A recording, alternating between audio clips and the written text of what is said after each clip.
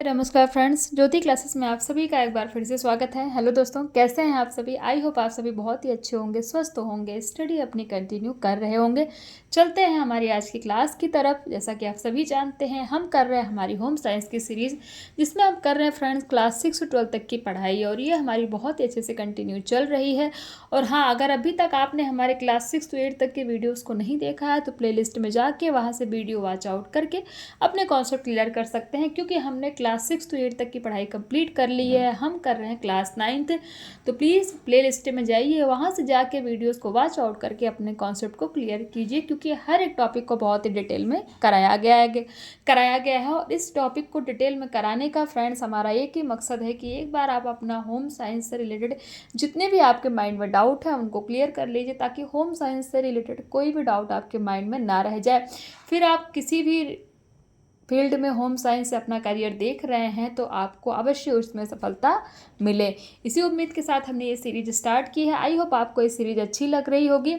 हमारे साथ जुड़ने के लिए इस सीरीज का हिस्सा बनने के लिए फ्रेंड्स प्लीज़ चैनल को सब्सक्राइब कर दीजिए, बेल आइकन प्रेस कीजिए, जिससे जब भी वीडियो अपलोड होती है ना आपके पास नोटिफिकेशन पहुँचे। और इन वीडियोज़ को ज़्यादा से ज़्यादा अपने दोस्तों के साथ भी शेयर कीजिए, ताकि उनकी पढ़ाई भी कंटिन्यू चल सके। और चलते हैं हमारी आज की क्लास की तरफ। और हाँ फ्रेंड्स, क्लास की तरफ चलने से पहले प्लीज़ अपनी राय हमें कमेंट के माध्यम से अवश्य दिया करिए, क्योंकि आपकी एक राय हमारे लिए बहुत ही इम्पोर्टेंट है।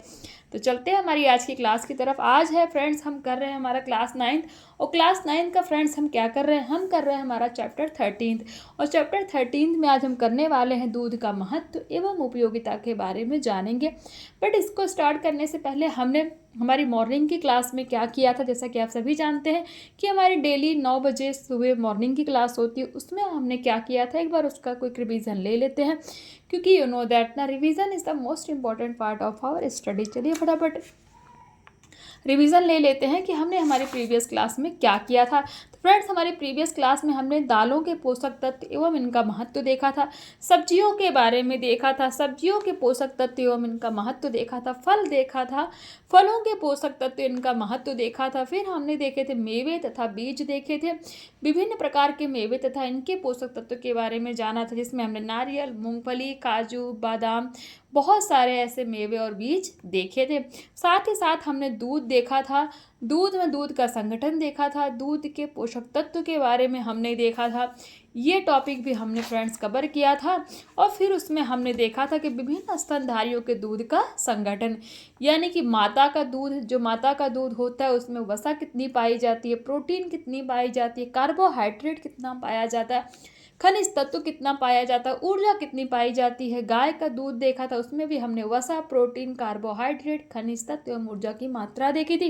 भैंस के दूध में भी वसा, प्रोटीन, कार्बोहाइड्रेट, खनिज तत्व एवं ऊर्जा की मात्रा।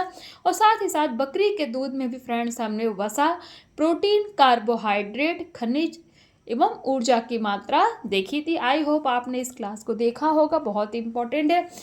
अगर आपने इस क्लास को देखा है तो आपको पता ही होगा, नहीं देखा है फ्रेंड्स तो प्लीज़ प्लेलिस्ट में जाके इस क्लास को देख के अपने डाउट्स को आप क्लियर कर सकते हैं। तो चलते हैं हम हमारे आज के टॉपिक की तरफ। इट मीन्स दूध का महत्व एवं उपयोगिता देखते हैं। हमने दूध के बारे में तो जान लिया, अब इसका महत्व एवं उपयोगिता देख लेते हैं। दूध का हमारे दैनिक आहार में विशेष महत्व है। दूध व्यक्ति के शारीरिक स्वास्थ्य, वृद्धि, विकास एवं रख रखाव के लिए उपयोगी आहार है। नंबर 1, नवजात शिशुओं के लिए दूध अत्यंत महत्वपूर्ण है, क्योंकि दूध नवजात शिशुओं के लिए आहार संबंधी सभी आवश्यकताओं को पूरा करता है। पॉइंट 2 कहता है, शैशवावस्था में शारीरिक वृद्धि एवं विकास, ऊर्जा की प्राप्ति तथा रोग प्रतिरोधक क्षमता बढ़ाने के लिए दूध अत्यंत उपयोगी आहार है, क्योंकि शैशवावस्था में शारीरिक वृद्धि एवं विकास बहुत तेजी से होता है तथा विकास के लिए उत्तरदायी प्रमुख तत्व प्रोटीन, कैल्शियम, खनिज लवण इत्यादि पर्याप्त मात्रा में दूध से प्राप्त होते हैं, जो सरलता से पचने योग्य होते हैं। पॉइंट 3 कहता है, शैशवावस्था के अतिरिक्त दूध की उपयोगिता बाल्यावस्था, किशोरावस्था, प्रौढ़ावस्था एवं वृद्धावस्था में भी होती है। यानी कि सिर्फ शैशवावस्था में ही दूध आवश्यक नहीं है, हमारे हर अलग अलग अवस्थाओं में दूध की आवश्यकता पड़ती है। वृद्धावस्था में पाचन शक्ति क्षीण हो जाती है, जिस कारण शरीर की कोशिकाओं में टूट फूट बढ़ जाती है। इस स्थिति में दूध उत्तम आहार की आवश्यकता को पूरा करता है। पॉइंट 4, गर्भावस्था काल में तथा स्तनपान कराने की अवधि में स्त्रियों को प्रोटीन, खनिज लवण तथा विटामिन की अतिरिक्त मात्रा की आवश्यकता पूर्ति दूध द्वारा ही होती है। पॉइंट 5, स्वाद एवं आहार नियोजन के दृष्टिकोण से भी दूध एक उपयोगी पदार्थ है। दूध के उत्पाद खोया, पनीर, मक्खन इत्यादि के प्रयोग से बने विभिन्न व्यंजन एवं भोज्य पदार्थ काफी स्वादिष्ट होते हैं। अब नेक्स्ट टॉपिक हम देखते हैं, दूध द्वारा निर्मित खाद्य पदार्थ कौन कौन से हैं। नंबर 1 है पनीर। ये आप देख लीजिए, ये इसी के दूध के से निर्मित जितने खाद्य पदार्थ हैं उनके बारे में ही लिखा गया है। चलते हैं, हमारा जो मेन है पनीर पे चलते हैं, यानी कि दूध से बनाया गया पहला पदार्थ। इसमें क्या दे रखा है? पनीर। यह दूध में रासायनिक क्रिया का प्रयोग कर बनाया गया एक प्रमुख पौष्टिक खाद्य पदार्थ है। पनीर यानी कि चीज इसको बोलते हैं। कृत्रिम विधि द्वारा दूध को फाड़कर तैयार किया जाता है। उबलते हुए दूध में नींबू का रस, टार्टरिक अम्ल, फिटकरी या दही डालकर इसे फाड़ा जाता है। फटने के पश्चात दूध में उपस्थित केसीन नामक प्रोटीन थक्के के रूप में जम जाती है। शेष भाग पानी के रूप में अलग हो जाता है। तो जो हमारा दूध फटता है, जिसको हम पनीर कहते हैं, वो पनीर किसके रूप में जम जाती है फ्रेंड्स? तो पनीर केसीन नामक प्रोटीन, जो पनीर होती है वो किस नामक प्रोटीन है? केसीन नामक प्रोटीन थक्के के रूप में जम जाती है। शेष भाग पानी के रूप में अलग हो जाता है।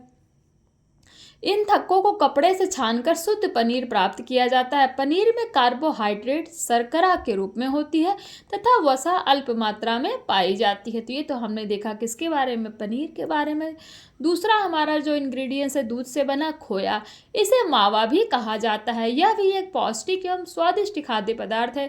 इसे दूध में विद्यमान जल को सुखाकर प्राप्त किया जाता है। दूध को खुले बर्तन अथवा कढ़ाई में डालकर उसे धीमी आंच पर रखा जाता है तथा इसमें विद्यमान जल के वाष्पीकृत होने पर गीला अथवा अर्धठोस पदार्थ प्राप्त होता है। इसी अर्धठोस पदार्थ को खोया कहा जाता है।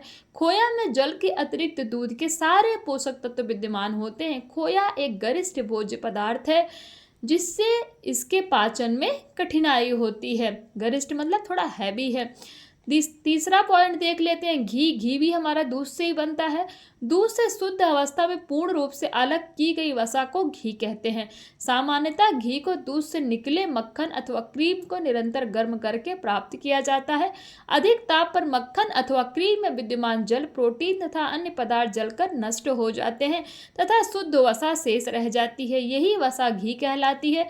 दूध से निर्मित खाद्य पदार्थों में घी को लंबे समय तक सुरक्षित रखा जा सकता है। घी में 99% वसा एवं विटामिन ए पाया जाता है। तो आपसे पूछा जाए क्वेश्चन कि घी में वसा कितने % तक पाया जाता है, तो 99% तक वसा होता है। वह विटामिन ए भी घी में पाया जाता है। नेक्स्ट हम इंग्रेडिएंट्स देते हैं, हमारा दही। जो दही भी हमारा दूध से ही बनता है। रासायनिक परिवर्तन के फलस्वरूप दूध से दही, इट मीन्स कर्ड, प्राप्त की जाती है। दूध से दही प्राप्त करने के लिए दूध में कुछ मात्रा में लैक्टिक अम्ल को मिलाया जाता है। लैक्टिक अम्ल के संपर्क में आने पर दूध में विद्यमान प्रोटीन जम जाती है तथा दूध से दही बन जाती है। सामान्य जनजीवन में दूध से दही जमाने के लिए सामान्य ताप 70 to 72 फ़ारेनहाइट वाले दूध में कुछ मात्रा में दही मिला दी जाती है। दही में लैक्टोबेसिलाई, क्या? दही में लैक्टोबेसिलाई नामक जीवाणु विद्यमान होते हैं। इन जीवाणुओं के संपर्क में आने पर दूध में विद्यमान लैक्टोज लैक्टिक अम्ल में परिवर्तित हो जाता है। इस तरह से तैयार होने वाले लैक्टिक अम्ल का संपर्क दूध में उपस्थित केसीन नामक प्रोटीन से होता है। इस संपर्क के परिणाम स्वरूप यह प्रोटीन जमकर दूध से दही का रूप ग्रहण कर लेती है। दही के पानी वाले भाग में लैक्टोएल्ब्यूमिन व लैक्टोग्लोब्यूमिन प्रोटीन होता है तथा दही में कार्बोहाइड्रेट के साथ साथ कैल्शियम, फास्फोरस तथा पोटेशियम भी पाए जाते हैं। तो ये तो हमने देखा दही के बारे में। दही के बारे में एक इम्पॉर्टेंट बहुत ही पॉइंट है फ्रेंड्स, क्या कि दही में जो जीवाणु पाया जाता है वो कौन सा जीवाणु पाया जाता है? तो लैक्टोबेसिलाई नामक जीवाणु पाया जाता है। पॉइंट 5 चलते हैं, मक्खन देखते हैं। मक्खन भी हमारा दही से ही बनता है। यह दूध से तैयार किया जाने वाला एक प्रमुख भोज्य पदार्थ है। दही को मथने के पश्चात इसमें उपस्थित वसा अलग हो जाती है, जिसे मक्खन इट मीन्स बटर कहा जाता है। मक्खन में वसा 85% के अतिरिक्त जल, खनिज लवण तथा केसीन भी पाया जाता है। मक्खन एक स्वादिष्ट तथा सुगंधित पदार्थ होता है। मक्खन में सुगंध ब्यूटेरिक अम्ल के कारण होता है, यानी कि जो मक्खन में जो सुगंध आती है वो किसके कारण आती है? तो आंसर होगा ब्यूटेरिक अम्ल के कारण वो सुगंध आती है। अब नेक्स्ट हमारा इंग्रेडिएंट्स है क्रीम। क्रीम भी हमारा दूध से ही बनता है, देख लेते हैं फटाफट। यह दूध का ही एक भाग है। क्रीम यांत्रिक विधि द्वारा दूध से अलग किया जाता है। क्रीम दूध में विद्यमान वसा होती है। दूध में वसा पायस इम्बैल्सियन अवस्था में पाई जाती है। इस वसा को तीव्र गति से चलने वाली एक मशीन द्वारा दूध से अलग कर लिया जाता है। अलग की हुई इसी वसा को क्रीम कहा जाता है।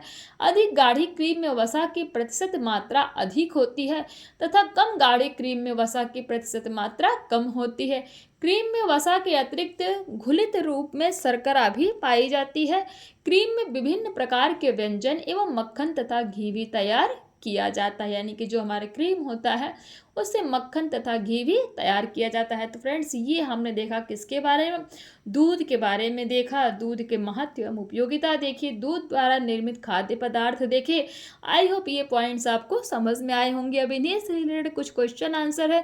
सपोज तेल बीज क्या है, हमने पढ़ा था। दूध में कार्बोहाइड्रेट किस रूप में पाया जाता है? दही में कौन सा जीवाणु होता है? मैंने आपको बोला ना कि बहुत इंपॉर्टेंट, अभी दोबारा रिपीट भी किया था। तो देखिए क्वेश्चन पूछ लिया गया है कि दही में कौन सा जीवाणु पाया जाता है, तो कौन सा पाया जाता है? लैक्टोबैसिलाई नामक जीवाणु पाया जाता है। दूध में वसा किस अवस्था में पाई जाती है? बताइए, दूध में वसा किस अवस्था में पाई जाती है? तो ये आपके लिए क्वेश्चंस है, प्लीज़ इनको आप स्क्रीनशॉट लेके इनको सॉल्व करने की फ्रेंड्स कोशिश करिएगा। अब हमारा नेक्स्ट जो टॉपिक है मांस, चलते हैं मांस को देखते हैं। मांस प्राणी जगत से प्राप्त होने वाला एक प्रमुख भोज्य पदार्थ है जो मुख्यतः पशु पक्षियों शरीर से प्राप्त किया जाता है। पशु पक्षियों के शरीर की मांसपेशियां, वसा तथा अस्थियां सम्मिलित रूप में मांस कहलाती हैं। विश्व में मुख्य रूप से भेड़, बकरी, सुअर, भैंस, घोड़े, ऊंट आदि पशुओं के मांस खाए जाते हैं। कुछ जंगली पशुओं जैसे हिरण, खरगोश, बारहसिंगा तथा रेनडियर जैसे पशुओं के मांस को भी आहार में सम्मिलित किया जाता है। मांस में विटामिन ए तथा बी की पर्याप्त मात्रा पाई जाती है, जबकि विटामिन डी की अल्प मात्रा होती है। मांस के पोषक तत्व एवं इनका महत्व के बारे में देख लेते हैं। नंबर 1, मांस के मुख्य रूप से प्रोटीन पाया जाता है, यानी कि जो मांस होता है उसमें जो सबसे ज़्यादा क्या पाया जाता है? तो प्रोटीन पाया जाता है। सुअर के मांस में सबसे कम और गाय के मांस में सबसे अधिक प्रोटीन पाया जाता है। मांस के प्रोटीन में सभी आवश्यक अमीनो एसिड पाए जाते हैं। पॉइंट 2 है, इसके अतिरिक्त इसमें वसा, खनिज लवण एवं विटामिन बी भी एवं विटामिन भी पाए जाते हैं। मांस में मुख्यतः calcium, magnesium, potassium, sodium, phosphorus, chlorine, sulphur, लोहा, तांबा एवं मैग्नीज इत्यादि खनिज लवण पाए जाते हैं। पॉइंट 3 है, मांस में कार्बोहाइड्रेट न्यून मात्रा में पाया जाता है, यानी कि जो कार्बोहाइड्रेट होता है उसकी मात्रा मांस में बहुत ही कम पाई जाती है। पॉइंट 4, शाकाहारी पशुओं के मांस में विटामिन ई तथा बी अच्छी मात्रा में पाया जाता है। पॉइंट 5, प्रमुख पोषक तत्वों के अतिरिक्त मांस में कुछ अन्य तत्व भी पाए जाते हैं, जिन्हें क्या कहा जाता है? जिन्हें एक्सट्रैक्टिव कहा जाता है। क्या कहा जाता है? एक्सट्रैक्टिव कहा जाता है। अब देख लेते हैं पॉइंट 6, मांस में पर्याप्त मात्रा में पोषक तत्व शरीर को प्राप्त होते हैं तथा यह शरीर के निर्माण, वृद्धि, विकास तथा रख रखाव में महत्वपूर्ण योगदान देता है। मांस ऊर्जा प्राप्ति का भी क्या है? अच्छा स्रोत है। अब देख लेते हैं मांस में मछली के बारे में। मछली भी मांस प्राप्ति का एक प्रमुख स्रोत है। यह जलीय जीव है, यानी कि जल में होती है, जो छोटी एवं बड़ी अनेक आकारों की होती है। मछलियों से प्राप्त होने वाला मांस कोमल तथा पचने वाला होता है। यह तटीय क्षेत्र के निवासियों का प्रमुख आहार है। कोई एक तटीय क्षेत्र कमेंट करके बताइए कि कौन सा तटीय क्षेत्र है, कोई एक भी बताइए। मछली के पोषक तत्व एवं इनका महत्व देख लेते हैं। पॉइंट 1 कहता है मछली के मांस में भी प्रोटीन तत्व की प्रधानता पाई जाती है। इसके मांस में लगभग 20% तक प्रोटीन विद्यमान रहता है। तो जो मछली का मांस होता है उसमें कितने % तक प्रोटीन पाया जाता है, तो 20%। पॉइंट 2, इसमें वसा भी पर्याप्त रूप से पाई जाती है। इसके यकृत में वसा की अतिरिक्त मात्रा पाई जाती है, इसलिए मछली की यकृत से तेल के रूप में वसा प्राप्त की जाती है। पॉइंट 3, मछली के मांस में ग्लाइकोजन के रूप में कार्बोहाइड्रेट भी प्राप्त होता है। पॉइंट 4, मछलियों के मांस में विटामिन ए, थायमीन, राइबोफ्लोविन तथा विटामिन डी भी पाई जाती है। इसमें अल्प मात्रा में विटामिन सी भी पाई जाती है। पॉइंट 5, लौह, कैल्शियम, तांबा तथा आयोडीन इत्यादि प्रमुख खनिज लवण भी मछली में पाए जाते हैं। अब देख लेते हैं अंडे के बारे में। अंडे आहार में पोषक तत्वों की प्राप्ति का महत्वपूर्ण स्रोत हैं। यह सामान्यतः मुर्गी, बतख आदि पक्षियों तथा कछुओं से प्राप्त होते हैं। इसमें प्रोटीन, वसा, खनिज तथा विटामिन पर्याप्त मात्रा में पाए जाते हैं। यह स्वादिष्ट एवं सुपाच्य भी होता है। अंडे के पोषक तत्व एवं इनका महत्व देख लेते हैं। अंडे को तोड़ने पर उसमें 2 भाग दिखाई देते हैं। एक भाग में सफ़ेदी तथा दूसरे भाग में पीले रंग की जर्दी, यानी जिसको यॉल्क होती है, यानी कि यॉल्क कहते हैं। अंडे में 23% प्रोटीन तथा 13% वसा पाई जाती है। तो अंडे में प्रोटीन की मात्रा कितनी होती है, 23%, और वसा की 13% मात्रा होती है। इसके अतिरिक्त विटामिन ए, राइबोफ्लोविन तथा विटामिन B12 भी पर्याप्त मात्रा में पाए जाते हैं। इसमें फास्फोरस तथा लौह खनिज भी पाया जाता है। अंडे के दोनों मुख्य भागों के पोषक तत्वों का विवरण देख लीजिए। नंबर 1, सफ़ेद भाग। अंडे के इस भाग में लगभग 11% प्रोटीन एल्ब्यूमिन के रूप में पाई जाती है। अंडे के इस भाग में राइबोफ्लोविन की भी पर्याप्त मात्रा पाई जाती है। इसके अतिरिक्त थायमीन की अल्प मात्रा भी पाई जाती है। दूसरा है जर्दी जो होती है अंडे की, उसके बारे में देखते हैं। अंडे का दूसरा भाग बारीक झिल्ली से घिरा हुआ होता है। यह गाढ़ा तरल पदार्थ होता है तथा इसका रंग पीला होता है। इसे जर्दी कहा जाता है। अंडे के इस भाग में 16% प्रोटीन और 31% वसा पाई जाती है। किसमें, अंडे की जर्दी में। इसमें विटामिन ए तथा डी की अतिरिक्त लौह एवं फास्फोरस जैसे खनिज भी पाए जाते हैं। पॉइंट 3, अंडों को दैनिक आहार में शामिल करने से शरीर को समुचित मात्रा में पोषक तत्वों की प्राप्ति होती है। ये अंडे सुपाच्य होते हैं तथा बच्चों के शारीरिक विकास में भी सहायक होते हैं। पॉइंट 4, आहार में अंडे के समावेश से कुपोषण एवं अल्पपोषण की समस्या से बचा जा सकता है।